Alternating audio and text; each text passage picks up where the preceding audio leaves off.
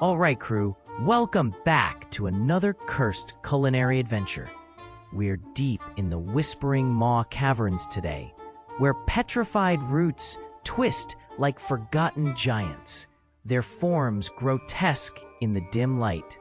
The air here is thick with ancient dread, a heavy, earthy smell that clings to everything, mixed with something subtly metallic.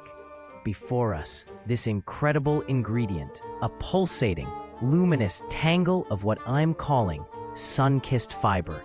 It glows with an inner light, promising a week of perfect fullness from just a single bite. But its presence feels less like a blessing and more like a binding curse. My ritual carving knife feels cold and solid in my hand, a familiar weight against the growing chill in my gut. I take a deep breath, the cavern air tasting like damp stone and something subtly sweet, almost like honeyed moss. I reach out, my fingers brushing the glowing strands. The fiber feels cool, almost slick, but strangely firm. As I prepare to make the first cut, a wave of unnatural stillness washes over me. My hand hesitates, just for a moment, the knife's edge glinting. The chill in my gut intensifies, spreading rapidly through my chest, then up into my throat. It's not just cold, it's a profound numbness, a dulling of all sensation. My tongue feels heavy, almost frozen, and the roof of my mouth tingles with an odd, metallic static. I can still smell the sweet, earthy notes of the fiber. But the subtle hints of spice I thought I detected are completely gone. The cavern walls seem to press in, the shadows deepening around the luminous tangle, almost breathing. Did you guys notice the air getting heavier, or is that just me? What's up, crew? Today, we're diving into something truly wild. The air here isn't just cold, it hums with a deep, ancient thrum. As I approach, the cavern walls reveal intricate glowing runes, not just decorations, but pulsing containment sigils, radiating a faint, sickly green light. Leela's voice is a low murmur beside me. "Abe, my readings on the etheric dampeners are off the charts," she says, adjusting her brass-bound spirit gauge. The soulbinder glyphs are active, indicating a primal life force suppression field. I nod, my eyes locked on the prime ingredient, a single iridescent fiber, laid carefully on my obsidian cutting board. It pulses with a faint inner light, trembling subtly, a mirrored response to my own pulse. This isn't just about cooking. It's a high-stakes containment procedure. Every movement a ritual to observe its malevolent spirit.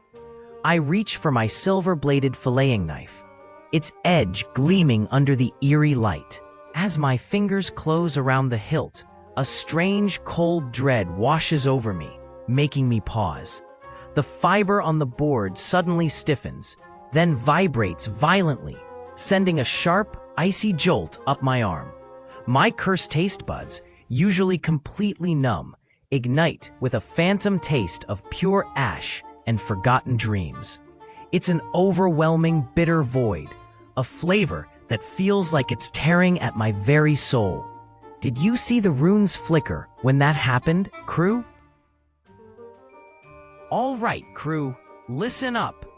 Abe the Cursed Chef is back, and this time we're deep in a place the locals call the Empty Maw. They warned us, it steals the hunger but leaves you empty, and you can feel that unseen tension in the air. The very ground here hums with a low thrum, like a distant, dying heartbeat echoing through these cavern walls. Look at this beauty, glowing faintly in my hand. This is our prime ingredient today, a bioluminescent fiber, pulsing with its own cold, internal light. We just saw it recoil a cave lizard, remember? That little guy convulsed, like it hit an invisible wall, confirming its lethal nature. I'm using my obsidian purification knife, honed for these impossible ingredients. The fiber feels alive, almost, cool to the touch, like polished glass, but with a strange, sticky resistance as I try to slice it. My knife hesitates, just for a second, catching on an unseen filament within the glowing strands.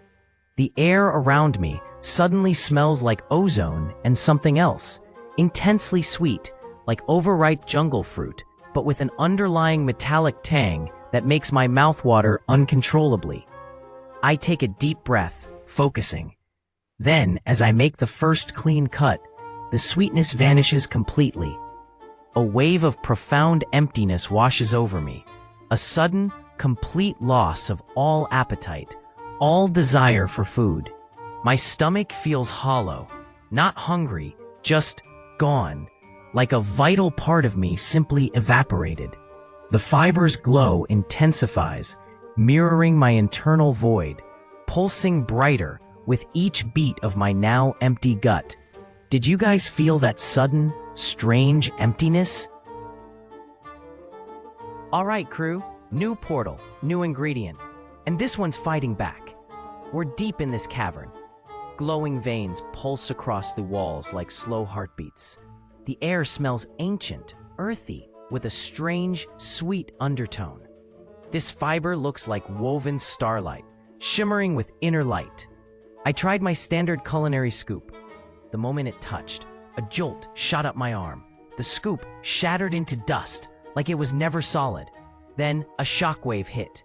Pure pressure slammed into my stomach. It left a phantom ache of perfect, utter fullness. Like I've devoured the most satisfying meal. But my stomach is empty. It's unsettling. Pippin yells, "Pressure spike in the ambient energy field. Abe, my kinetic dampeners are overloading." He frantically tightens valves on his pneumatic extractor, gears whirring. Culinary logic is out. This isn't about tasting, it's about control. I grab my obsidian-tipped ritual staff. Its cool weight feels right. The ingredient's energy escalates, humming through the cavern, demanding rhythmic timing. I need to bind this, not just harvest. My hands find the pulse, ready to improvise. Did anyone else feel that overwhelming sense of completion?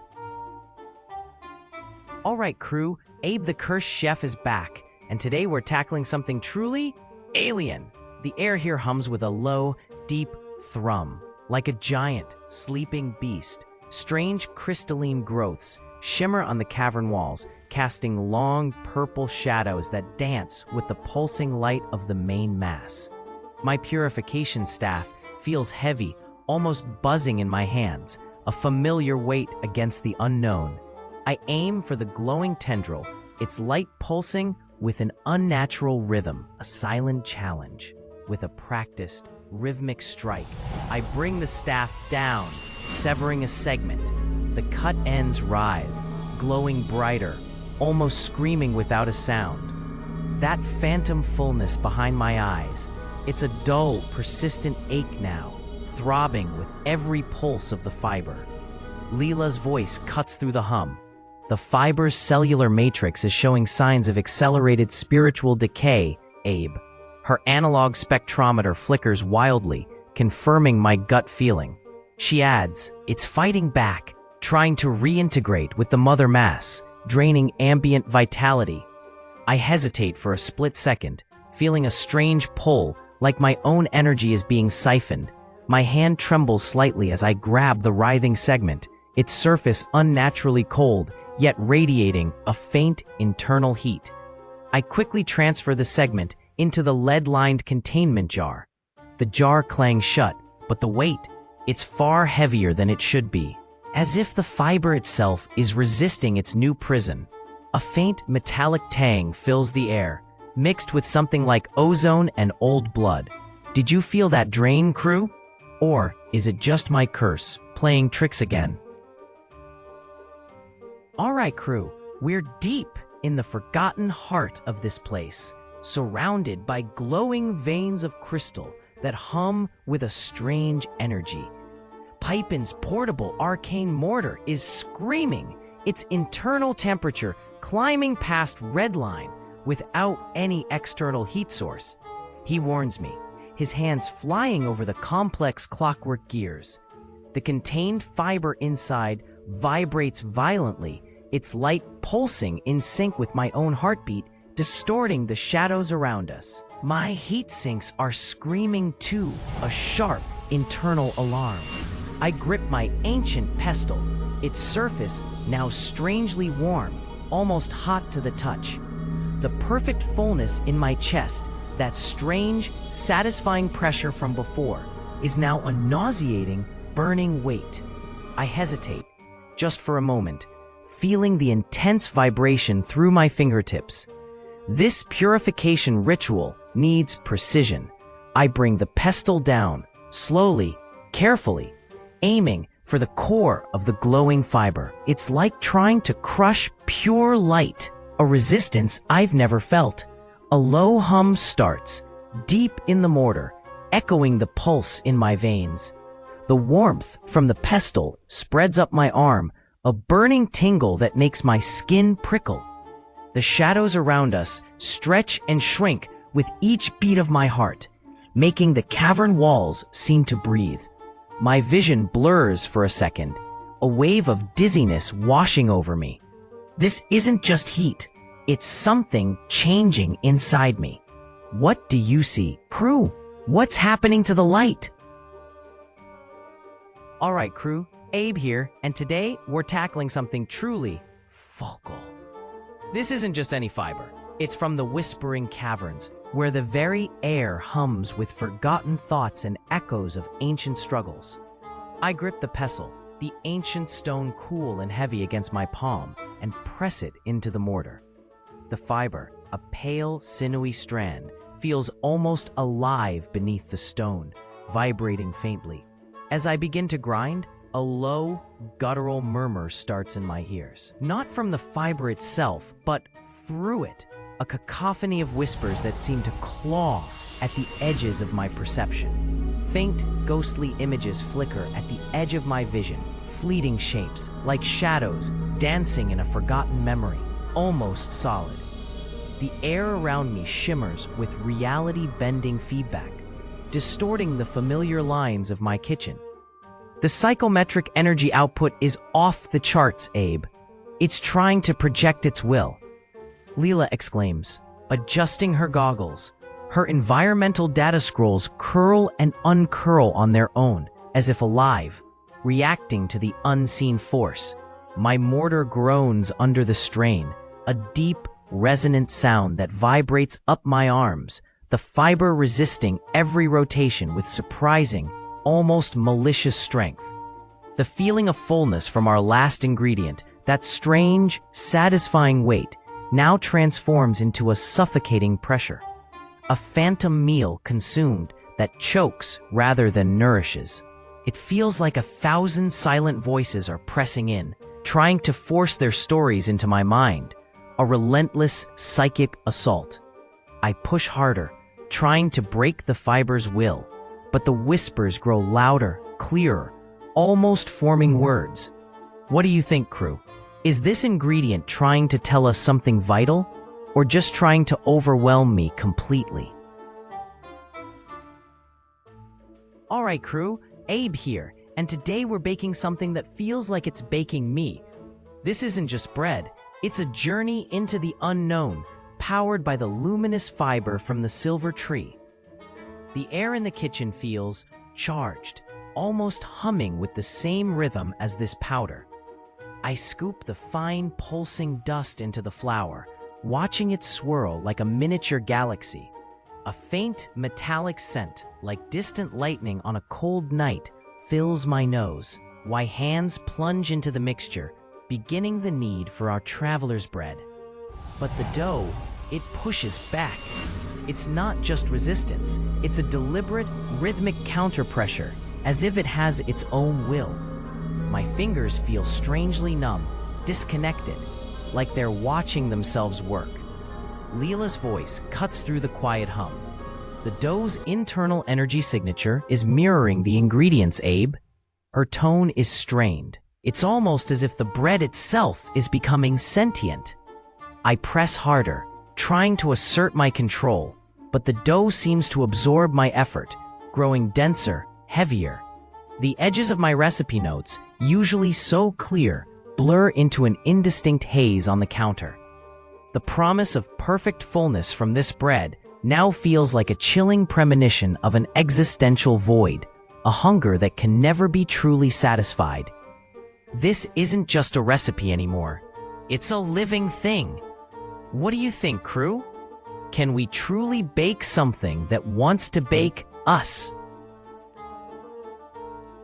All right, crew, check this out. This is the cosmic hearth loaf, fresh from the portal's edge. Its crust shimmers with faint, shifting starlight, a color I can only describe as void purple. The air around it hums, a low thrumming sound that vibrates in my chest. I hold it, feeling its strange warmth against my palm. The scent? It's a deep, earthy aroma, like a forest after a rain, but beneath that, a sharp, metallic tang, like ozone and something ancient, something wrong. It's a smell that whispers of forgotten rituals and warnings I've only read in old scrolls. I hesitate, just for a moment, remembering the last time an ingredient felt this significant. The kitchen lights flicker, a subtle reaction to its presence. But the curse demands I try. I break off a piece, the crumbs soft, almost too yielding. I bring it to my lips. The first bite is nothing. No taste, as always. But then, the world lurches. Colors invert around me, the kitchen walls twisting into impossible angles. This is a reality-altering transformation. My body feels suddenly full, not just inside, but everywhere. It's a profound satiety that expands, pushing outwards, past the room, past the sky, filling the entire universe. I am a vessel, overflowing with an infinite, terrifying nothingness. My very existence feels stretched thin, threatening to unravel at the seams. Did you see that? The way the light bent? The violent spasm finally releases me, leaving my muscles trembling, but my core perfectly still. I feel utterly drained, yet paradoxically, completely full, a strange, heavy quiet settling deep within. My hand drifts to my stomach, confused by the absolute stillness there, a sensation I've never known. The vibrant energy of this ancient place seems to dim around me, colors draining from the moss-covered stones and the glowing flora.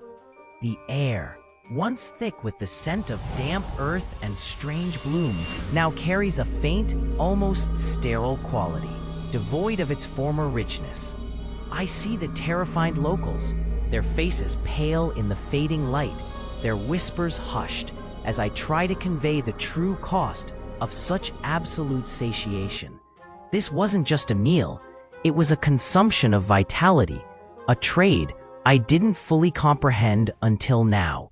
I glance down at the empty, shimmering bowl in my hand, its surface now dull, reflecting nothing. I look at you, crew, my eyes holding a weary, masterful confidence, but also a new, unsettling emptiness that chills me to the bone. The world's vibrant energy continues to recede, a permanent consequence etched into my very being, a void where my very essence once pulsed. The ability to truly hunger, to truly desire anything, has been consumed, leaving only this profound, unyielding absence. What do we do when the drive itself is gone, when the world itself seems to dim around us?